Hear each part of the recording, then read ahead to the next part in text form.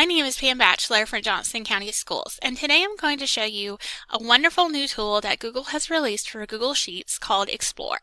So you may have noticed the Explore tool, and it's actually been released for several of the Google apps, including Google Docs and Google Slides. But today I'm going to talk to you a little bit about how you can use the Explore tool in Google Sheets.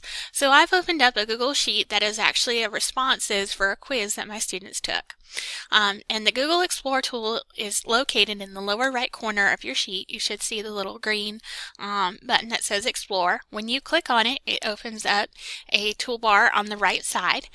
Within that first section, you can actually ask questions and it will analyze the data in your spreadsheet for you.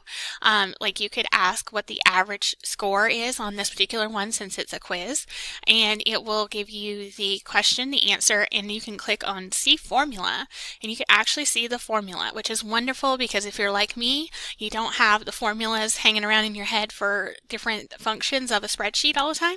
And the Explore tool makes it so I don't have to know the formula because it'll give it to me right there and I can copy and paste it into my spreadsheet if I want to. Another thing that the Explore tool does is it will allow you to format your spreadsheet. This makes it look much nicer and cleaner, especially if you're going to be presenting it. It will also create some charts based on the data that's in your spreadsheet for you.